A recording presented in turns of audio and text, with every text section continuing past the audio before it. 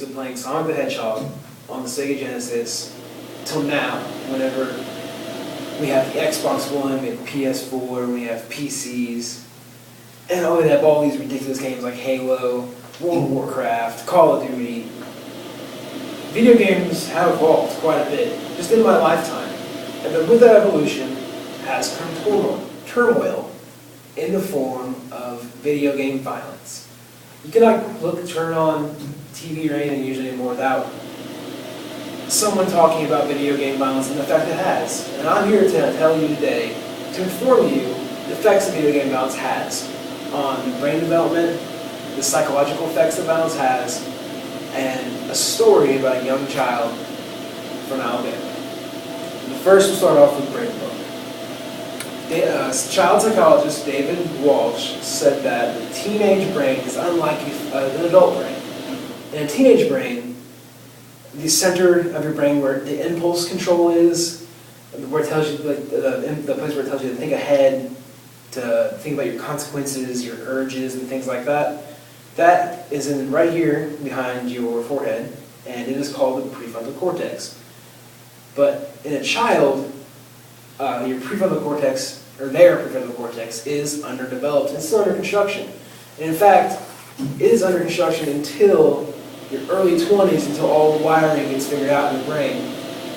And that's, think about it, that's younger than some of you in here. That's whenever you're about a junior, senior in college. You don't have your full brain capacity and function. So people exposed when their brain's still developing to violence can have detrimental effects. In correlation with that, the American Academy for Child and Adolescent Psychiatrists state that children who are exposed to violence at a young age become immune and numb to the effects that violence has on them. And they also are more likely to imitate violence, and they show more aggressive behavior than children who aren't exposed to violence. Now, what that is, that's not just saying, you watch a violent movie one time and boom, you're a violent child. That's constant, over and over again, violence in your face all day, every day. And which brings me to a story I mentioned earlier about a young boy from Alabama named Devin Moore. Devin enjoyed playing a video game that has been in the news a lot for violence, and it's Grand Theft Auto. He spent hours on hours on hours playing this game to the point where he took it in real life.